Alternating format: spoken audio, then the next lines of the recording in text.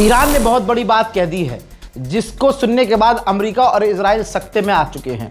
Iran ने आधिकारिक तौर पर स्टेटमेंट दी है कि अभी तक जो हम मिसाइल और हथियार इस्तेमाल कर रहे हैं वो हमारी पुरानी मिसाइलें हैं। 12 डेज वॉर के बाद जो हमने मिसाइल और हथियार बनाए अभी तो उनका नंबर ही नहीं लगा है, और ये हमारे पुराने हथियार हैं। नए वाले तो बाबू अभी हमने इस्तेमाल ही नहीं किए हैं। जो ज़्यादा उछल रहा है, ईरान सबको लपक रहा है, और फिर लपकता जब ईरान है तो सामने वाले की हवा निकल जाती है। यूक्रेन कितना उछल रहा था, किल लिस्ट में ईरान के ऑफिशियल को डाल दिया था यूक्रेन ने, और पूरी तरह से अरब से बात कर रहा था और कह रहा था कि हम ईरान के ड्रोन को रोकेंगे और ये करेंगे और वो कर देंगे। और ऐसा ईरान ने एक धमकी दी कि यूरोप की और अमेरिका की मदद कर रहा है यूक्रेन, लिहाजा इंटरनेशनल लॉ के हिसाब से यूक्रेन के हिस्सों पर हम हमला कर सकते हैं, हम यूक्रेन को टारगेट कर सकते हैं, क्योंकि इंटरनेशनल लॉ के हिसाब से वो सीधा हमसे जंग में है। भाई इधर से धोखा दिया, फिर दोबारा से अमेरिका के राष्ट्रपति डोनाल्ड ट्रंप ने कहा कि अगर इलाके में आखिरी मददगार यूक्रेन हुआ तब भी हम यूक्रेन से मदद नहीं लेंगे। तो यूक्रेन को एहसास हुआ, अरे साला ये तो गड़बड़ हो गई। अमेरिका को खुश करने के लिए मैं कह रहा था कि भाई मदद करूंगा ईरान के ड्रोन में मिसाइल रोकने के लिए, ट्रंप ने कह दिया नहीं चाहिए मदद, और मैंने ईरान के खिलाफ इतना जहर उगल दिया, अब क्या करूं। तो भाई तुरंत माफी वीर बन गया और ऐलान कर दिया कि हम ईरान के साथ जंग में नहीं हैं, हमारी ईरान के साथ कोई जंग नहीं है। उधर इजराइल को कितना नुकसान हो रहा है आप इस बात से बस समझ लीजिएगा, आप सब समझदार हैं कि 4.5 लाख इजराइल अपने रिजर्व के सैनिकों को बुला रहा है, क्योंकि एक साथ उसे लेबनान और ईरान दोनों से पिटना पड़ रहा है, दोनों से जंग लड़नी पड़ रही है। सऊदी अरब में जो ईरान के एनवॉय हैं उन्होंने कहा है कि हमें अरबों से रिश्ते ठीक करने होंगे, और जो सऊदी अरब की ऑयल फैसिलिटी पर हमला किया गया है वो हमने नहीं किया है। उधर वेस्ट बैंक में एक फिलिस्तीनी को, तस्वीर देख लीजिए, एक फिलिस्तीनी को इजरायली सेटलर्स ने कत्ल कर दिया, यहूदियों ने, जिसके बाद जब उनका जनाजा निकल रहा था, जिस बेचारे की फिलिस्तीनी की मौत हुई, जिसका कत्ल कर दिया गया, तो फिलिस्तीनी ईरान के लिए नारे लगा रहे हैं, ईरान ईरान और बदला लो, ईरान ईरान मिसाइल दागो, ईरान ईरान हम तुम्हारे साथ हैं, ईरान ईरान हमारा बदला लो।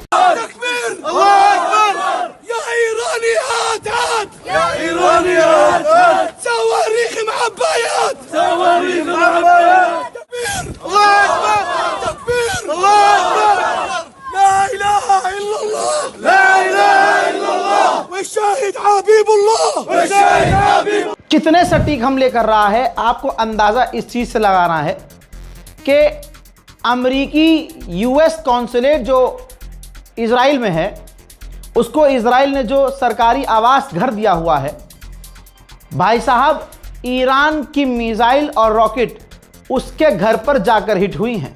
फोटो आपके सामने है। जी हाँ, ईरानियन मिसाइल जो है वो यूएस कॉन्सुलेट जो इजराइल में है, भाई उसके घर पर मिसाइल जाकर गिरी है, छत डैमेज हुई है। डैमेज की तस्वीर आपके सामने है, तो आप समझ सकते हैं कि नेतन्याहू बिल में क्यों भाग रहा है।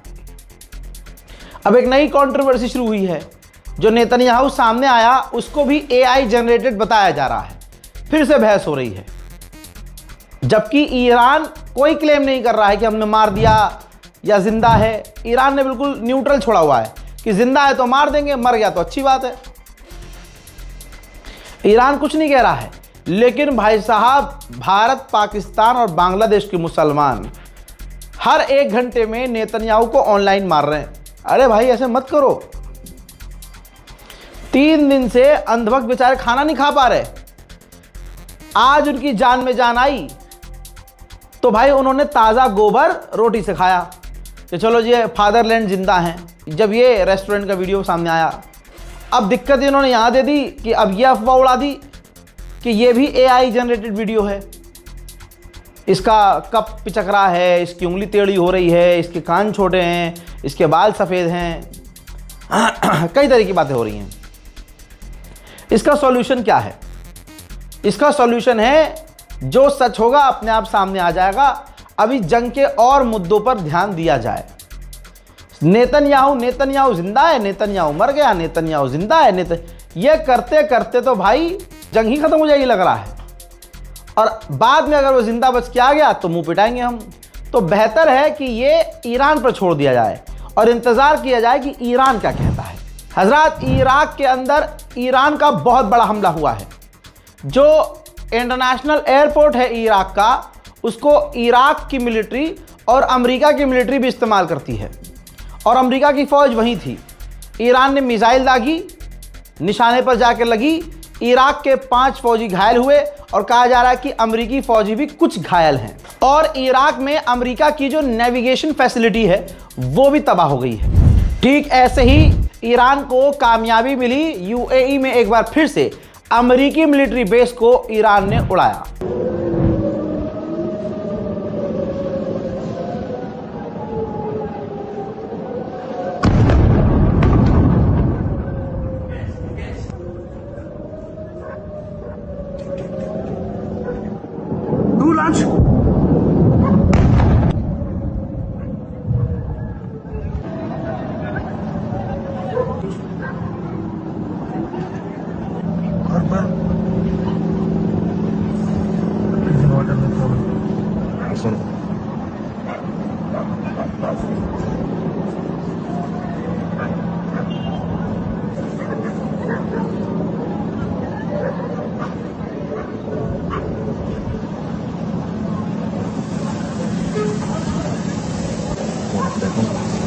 Itu namun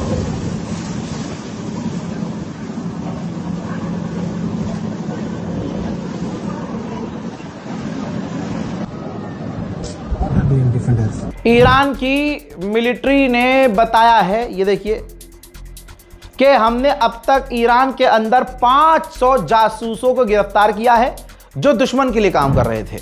ईरान के मिनिस्टर, ईरान के विदेश मंत्री, ईरान के नेता जैसे खेल रहे हैं ना, ऐसा कोई नहीं खेल सकता।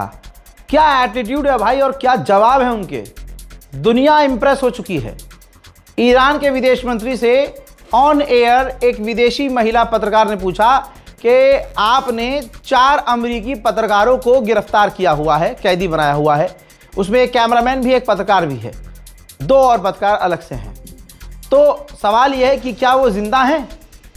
तो सामने से ईरान के विदेश मंत्री ने कहा कि अगर अमेरिका और इजराइल जेल पर हमला नहीं कर रहे हैं और जेल पर हमला नहीं कर रहे होंगे तो जाहिर सी बात है वो सेफ होंगे।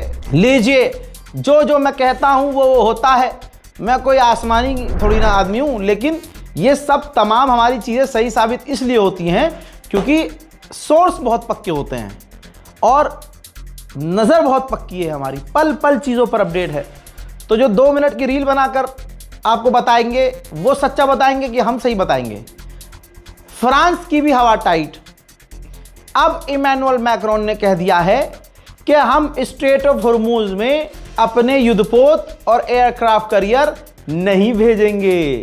ट्रंप फिर से अकेला पड़ा। उधर दूसरी तरफ फ्रांस के राष्ट्रपति ने, अब जो कल तक बहुत फुदक रहा था ईरान के खिलाफ, अब ईरान के राष्ट्रपति से पेजेश्कियान से फोन पर बात की है और दोनों के बीच बात क्या हुई है दोनों तरफ ने खोली नहीं है। ऐसे ही आपकी स्क्रीन पर अमेरिका के बेस, जो विक्टोरिया एयरबेस है बगदाद में, उस पर आग लगी है। ईरान पता नहीं क्या करके मानेगा भाई साहब। इसके बावजूद अगर कोई कहे कि ईरान कमज़ोर पड़ रहा है तो माफ़ कीजिएगा दोस्तों, कमज़ोर वो है जो डोनाल्ड ट्रंप के एक कॉल से डील कर ले और पैंट में टट्टी निकल जाए उसकी। ये ईरान है। सऊदी गवर्नमेंट ने बताया कि हमने फिर से ईरान के कई सारे ड्रोन्स को मार गिराया है। उधर सऊदी अरब ने सॉल्यूशन निकाला है। आपकी स्क्रीन पर देखिए, सन 1981 में ही ये एक पाइपलाइन बनाई थी, जी हाँ, जो कि लाल सागर से टच हो रही थी। किधर से?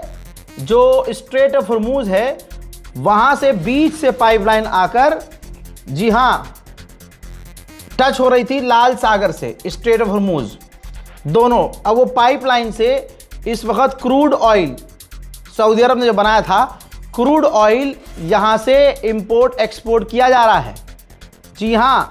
लेकिन दिक्कत ये है कि फ़िलहाल जहाँ आप ये देख रहे हैं स्ट्रेट ऑफ हॉर्मूज है, वहाँ से अगर रोज़ इसका 20 मिलियन बैरल पर डे निकलता था स्ट्रेट ऑफ हॉर्मूज से, लेकिन ये जो पाइपलाइन है इससे per day 7 million barrel per day निकलता है सिर्फ, यानी बहुत कम निकलता है।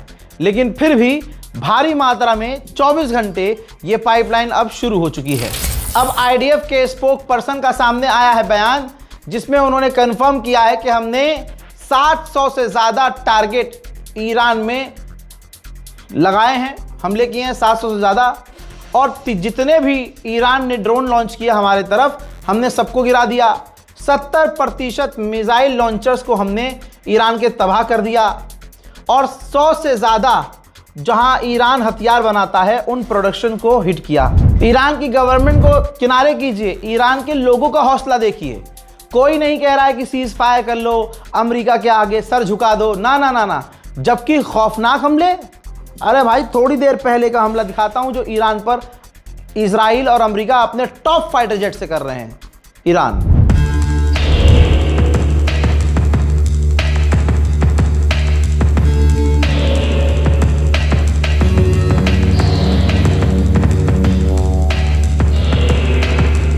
हज़रात मोहतरम, फिलहाल के अपडेट में इतना ही। इससे पहले बहुत बड़ा और बहुत इंपॉर्टेंट अपडेट दे चुका हूं, जाइए देखिए, इस रिपोर्ट को भी शेयर कीजिए। फेक न्यूज़ से भैया बचिए, रील बाजों से बचिए, फेसबुक वालों से बचिए, फेक न्यूज़ वालों से मेहरबानी करके बचिए। और देखिए, नेतन्याहू के कॉन्सेप्ट में फिर से कह रहा हूं, जिंदा हो या मर गया हो, जब तक कोई दोनों में से गवर्नमेंट ईरान या इजराइल खुद कंफर्म ना करें, अब भाई कुछ भी कहना बेकार समझो। ठीक है, आगे बढ़ते हैं। जय हिंद।